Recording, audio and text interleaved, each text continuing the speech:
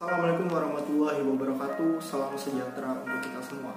Saya Juwam Junianto dengan nomor induk mahasiswa B100182282 akan mempresentasikan jawaban saya terkait soal di mata kuliah Hukum dan Ekonomi yang terdapat di e-learning, tepatnya pada perkuliahan 5 dan 6. Dan nantinya video ini juga akan diproyeksikan sebagai nilai ujian tengah semester mata kuliah Hukum dan Ekonomi.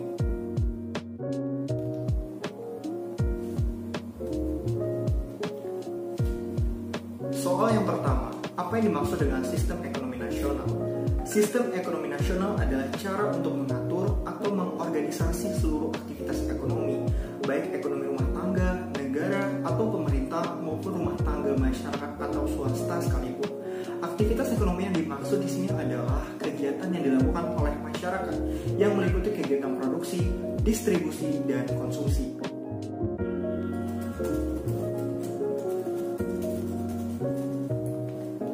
Pertanyaan selanjutnya, apa yang dimaksud dengan ekonomi Pancasila? Istilah itu menjadi lebih jelas ketika pada tahun 1979 Emil Salim membahas kembali yang dimaksud dengan ekonomi Pancasila.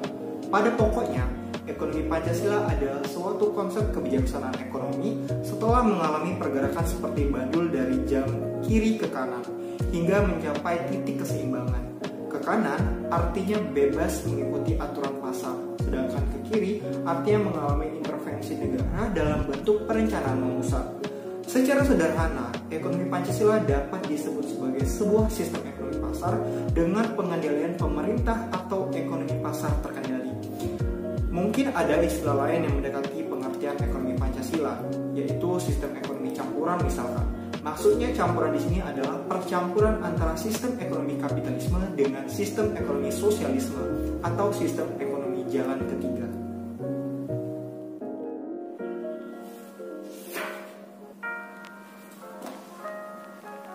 Selanjutnya, apa contoh dari Undang-Undang Dasar 1945 sebagai konstitusi ekonomi?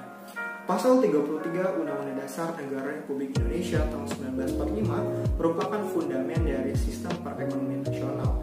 Bisa kita lihat contoh di dalam pasal 33 ayat 1 UUD 1945 yang menegaskan bahwa perekonomian disusun sebagai usaha bersama berdasarkan pada asas kekeluargaan.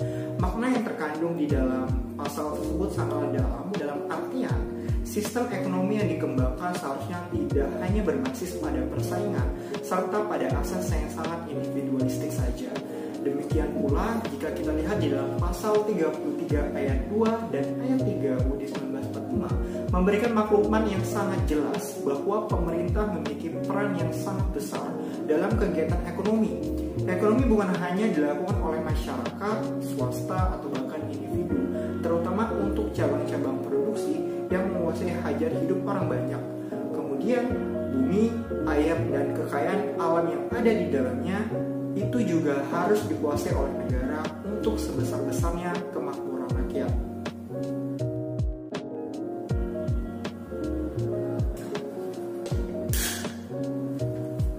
Pertanyaan selanjutnya, menurut saya, bagaimana sistem ekonomi nasional hari ini?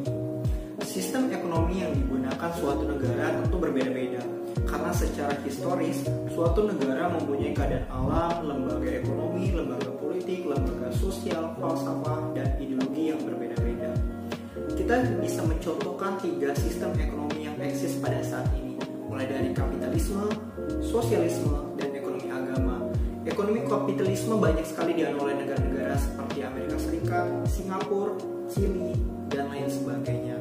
Dan sistem ekonomi sosialis bisa kita contohkan seperti negara Hong Kong, Cina, Kuba, dan lain sebagainya. Dan ekonomi agama itu biasanya dianut oleh negara-negara yang mayoritasnya beragama Islam atau seperti Arab Saudi dan Timur Tengah lainnya. Namun saat ini banyak sekali negara menggunakan sistem ekonomi campuran. Maksudnya di sini campuran adalah sistem kapitalisme dan sosialisme atau sistem ekonomi jalan ketiga.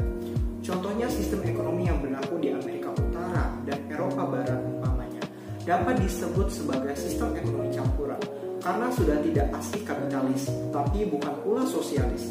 Tapi persepsi umum menilai bahwa sistem ekonomi Amerika Serikat adalah sebuah model ekonomi kapitalis yang paling representatif Sedangkan sistem ekonomi di Uni Soviet dulu sampai dengan 1991 atau Republik Rakyat Cina adalah model ekonomi sosialis yang paling baku.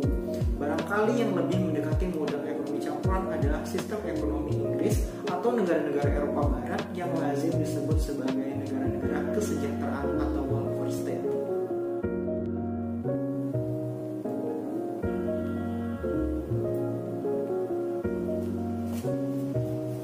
Pertanyaan selanjutnya, apa yang dimaksud dengan demokrasi ekonomi?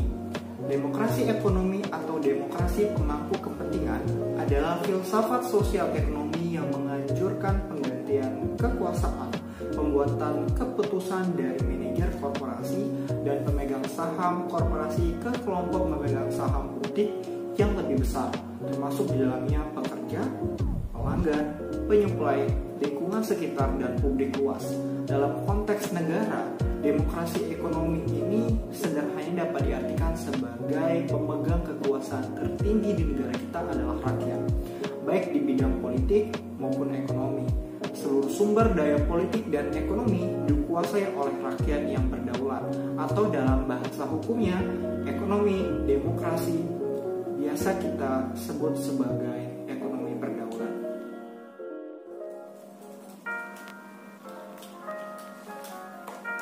Pertanyaan yang terakhir, bagaimana demokrasi ekonomi di dalam Undang-Undang Dasar tahun 1945? Bisa kita lihat langsung di dalam pasal 33 ayat 4 UUD 1945 yang menyatakan bahwa perekonomian nasional diselenggarakan berdasarkan atas demokrasi ekonomi dengan prinsip kebersamaan, efisiensi berkeadilan, berkelanjutan, berwawasan lingkungan, kemandirian, serta dengan menjaga keseimbangan kemajuan dan kesatuan ekonomi nasional. Sekian presentasi dari saya, terima kasih atas perhatiannya. Saya akhiri.